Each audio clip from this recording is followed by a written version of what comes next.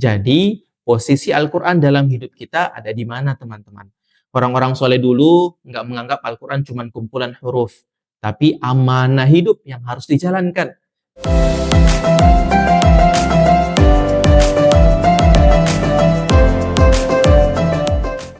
Ternyata Al-Quran bisa menjadi sahabat atau jadi lawan buat kita.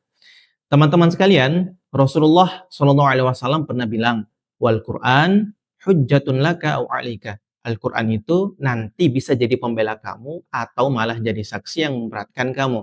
Nah, kalimatnya singkat tapi dalam banget. Intinya, Al-Quran itu bukan sekedar bacaan biasa. Dia bisa jadi sahabat yang nolong kita atau malah jadi pengingat keras atas kelalaian kita. Nah, semua itu tergantung dari hubungan kita sama Al-Quran. Dekat atau cuman sekedar lewat di bibir. Nah, buat seorang muslim, Al-Quran itu bukan pajangan rak atau aplikasi yang cuma dibuka pas Ramadan. Harusnya Al-Quran jadi teman perjalanan hidup. Kayak lampu pas lagi di jalan gelap. Kayak Google Map pas kita bingung arah. Bahkan kayak cermin yang sangat jujur nunjukin kondisi diri kita. Kalau seseorang benar-benar dekat sama Al-Quran, pelan-pelan hidup dan karakternya bakal kebentuk dari situ. Tapi kalau jauh, ya hidupnya gampang kehilangan arah. Rasulullah SAW adalah contoh paling nyata ketika Aisyah radhiyallahu anha ditanya soal akhlak beliau. Jawabannya sangat simpel. Akhlak Nabi itu adalah Al-Quran. Artinya, Al-Quran bukan cuma dibaca Nabi, tapi benar-benar hidup dalam ucapan beliau, sikap beliau, keputusan beliau, bahkan perasaan beliau. Nah, ada nih teladan dari generasi terbaik yang dapat kita contohin seperti Abu Bakar As-Siddiq. Beliau dikenal super lembut hatinya. Setiap baca Quran dalam sholat sering nangis sampai orang di sekitar bisa dengar. Bahkan orang Quraisy pernah merasa terganggu karena bacaan beliau bikin hati mereka tersentuh. Nah, buat Abu Bakar, Al-Quran bukan sekedar tulisan, tapi pesan langsung dari Allah yang benar-benar masuk ke hati beliau. Ada lagi nih, Umar bin Khattab masuk Islam bukan karena debat panjang, tapi karena satu ayat yang langsung nusuk ke hati beliau. Dalam surat Toha ayat 14, beliau mendengarkan, "Sesungguhnya aku ini Allah, tiada ada Tuhan selain aku, maka sembahlah aku." Nah, dari ayat itu, Umar yang dulu keras berubah jadi pribadi yang kuat imannya, adil dan sangat takut kepada Allah. Nah, begitu pula juga dengan sahabat Utsman bin Affan. Beliau terkenal dekat banget sama Al-Quran. Bahkan sering khatam setiap malam. Ada satu quote beliau yang sangat relate bagi kita, yaitu, kalau hati kita bersih, kita nggak bakal pernah bosan baca Quran. Kalimat ini sebenarnya jadi self-reminder buat kita, teman-teman. Kalau kita malas buka Quran, mungkin masalahnya bukan di waktu, tapi di kondisi hati kita. Nah, sedangkan Ali bin Abi Thalib pernah bilang, nggak ada tuh kebaikan dalam ibadah tanpa pemahaman. Dan nggak ada kebaikan membaca Quran tanpa tadabbur.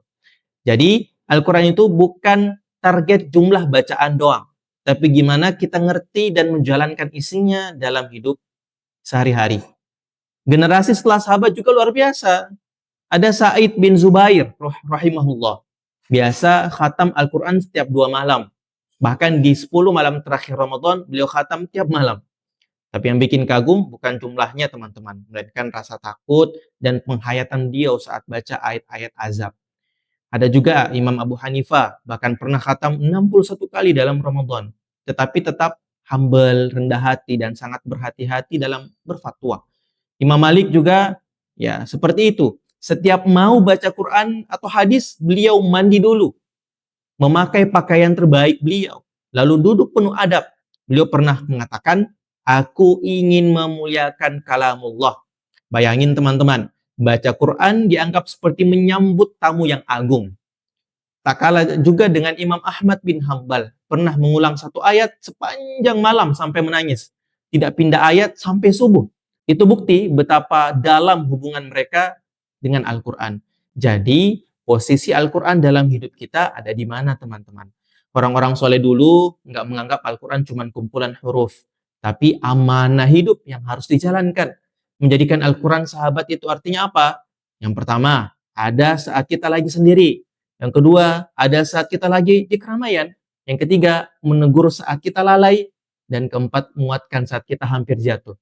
Nah, kalau sekarang Al-Quran terasa jauh, mungkin bukan karena Al-Quran yang menjauh, tapi kita yang jarang menyapa dengan hati. Kalau ayatnya terasa biasa saja, mungkin karena kita sering baca, tapi jiwa kita nggak hadir, teman-teman. Yang kita butuhkan mungkin bukan speed khatam. Mungkin yang kita butuhkan bukan cara cepat khatam, tapi hati yang mau duduk lama bareng Al-Quran.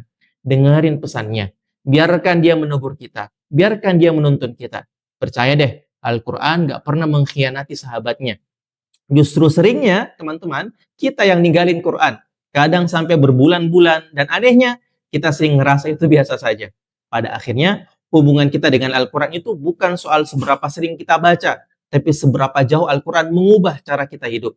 Karena Al-Quran bukan cuma buat dibaca saat senggang, tapi buat jadi pegangan saat hidup lagi berantakan.